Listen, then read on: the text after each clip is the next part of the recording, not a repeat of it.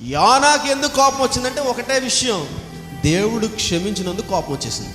దేవుడు నినివేకి వెళ్ళమన్నాడు, వాళ్ళు చంపేస్తానయ్యా, మీ పాపం చాలా బాధ పెడుతుంది, నన్ను మిమ్మల్ని చంపేస్తానని చెప్పమంటే వెళ్ళి చెప్పాడు. చెప్పిన తర్వాత వారందరూ ఏం చేశారు, గోనె పట్టు కట్టుకుని ప్రార్థన చేశారు, ఉపవాసం ఉన్నారు. దేవుడు చూసి పశ్చాత్తాపము చెంది, అయ్యో నా బిడ్డలను నేను చంపనని, ఆయన చేయదలుచుకున్న కీడును చేయకుండా మానేసుకున్నాడు, క్షమించేశాడు. ఇది చూశాడు యోనా గారు, మనోడు ఏడవడం స్టార్ట్ చేశాడు, దేవుడిని తిట్టడం స్టార్ట్ చేశాడు. నాకు తెలుసు నువ్వు చాలా ప్రేమ కలిగి కూడా నాకు తెలుసు, అందుకే నువ్వు నినివేకి వెళ్ళమంటే నేను తర్షీష్కి వెళ్ళాను. దేవుడు తెలిసిన వాడుగా ఒకటి క్షమించబడ్డాడంటే సంతోషించాలి కానీ కోపగించుకుంటావా? యోనా కోపాలు కొంతమందికి ఉంటాయి. అదేంటో తెలుసా, ఒకడు భయంకరమైన పాపంలో ఉన్నాడు, వల్ల అంత నాశనమే, చాలా మంది జీవితాలను పాడు చేస్తాడు. వాడు ఒక ఫైన్ డే దేవుడి చేత సంధించబడి, వాడు క్షమించబడి పాపాలు ఒప్పుకొని వాడు చర్చిలోకి వచ్చేసాడు. వాడు వచ్చి పాటలు పాడేస్తున్నాడు. వాడు వచ్చిన వారంలోనే వాడికి చర్చిలో పరిచయం దొరికేసింది. చెత్త కోపాలు ఒక 50% మందికి.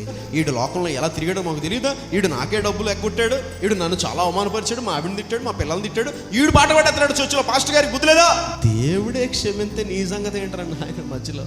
ఒకడికి క్షమించబడ్డాడని కోపం, భయంకరమైన వ్యక్తి అనే చాలా జీవితాలు పాడు చేశాడు. వాడు బతుకంతా నీకు తెలుసు, అయితే వాడు మారకూడదా? అయితే వాడికి క్షమించబడకూడదా? అంటే ఇంకాడు ఎప్పుడు అలాగే ఉండాలా? ఎవడు ప్రేమించకూడదా? వాడి స్థితి మారకూడదు, వాడు ఉన్నతమైన స్థాయికి వెళ్ళకూడదా? ఎవడు నువ్వు డిసైడ్ చేయడానికి దేవుడు ఉద్దేశించాడు.